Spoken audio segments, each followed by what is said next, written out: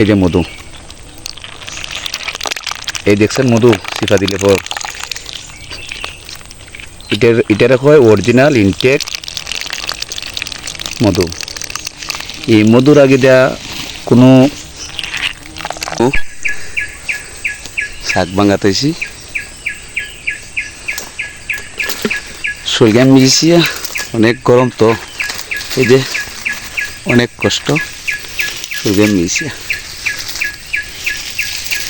দেখছেন। বাকিটার সাথে থাকুন, ভিডিওর সাথে থাকুন, দেখাবার চেষ্টা করুন একবার বাঙ্গিয়া মধু কিরমভাবে লই না লই সবটি দেখাইমু। শাক তো দেখছেন, এর দিয়ে শাক তো দেখছেন। এই যে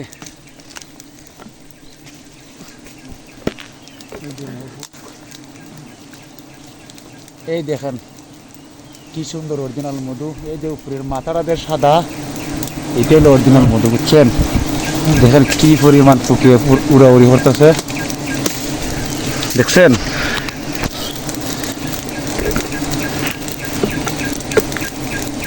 এই যে শাক দেখেন, আগুনটা দেখতে অপরি দিয়া করবা দেখতে উড়াউড়ি হলো না পারবাই না এটা উড়ে হারাও দেখছেন কি সুন্দর মধু। এটা হলো অরিজিনাল মধু।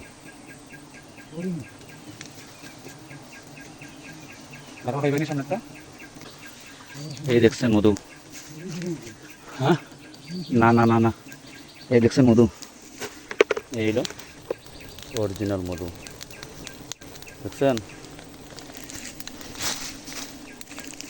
এটা হলো অরিজিনাল মধু, এই হলো মধু, তা হোক মধু সমস্যা নেই। এই যে অনেক বসা, অনেক কষ্ট, অনেক পরিশ্রম হয় এই যে মধু, দেখছেন। অনেক কষ্ট, অনেক পরিশ্রম বলছে।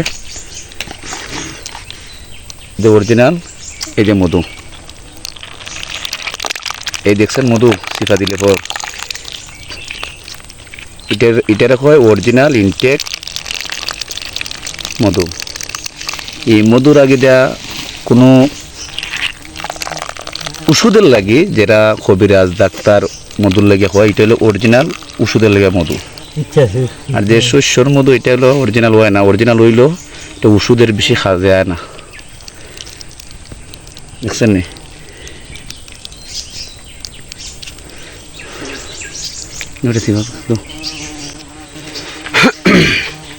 এ দে শাকগুলা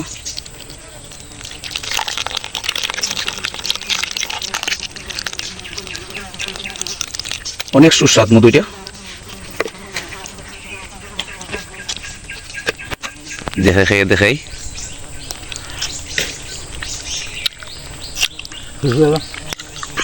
বা সিফা মধু বেশি খাই না, বেশি অংশ এলাখানে যদি চাহ হয়, চাহ হইলে খাই, আর সিফা মধু যদি খাই, কারণ আমরা ছোটো খালতে মধু খাই, আর দুই এলাকায় সিফা মধু খাইলে স্বাদ লাগে না। এলাকায় যদি চাহের মধু হয় খুব ভালো লাগে। আমি সিফা মধু বেশি অংশ খাই না, চাহের মধু হইলে খাই।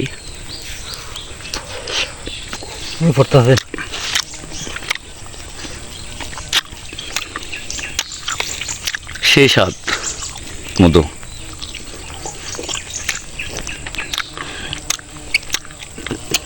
যারা যারা অসুস্থ থাকে মধু খাইবার হইলে ফোন দিও, শাক বাংমো, সমস্যা নাই, একসাথে বইয়া খাইম। নগদ শাক বাংমো গাছ থেকে বাঙ্গিয়া নগদ খাইম। এই দে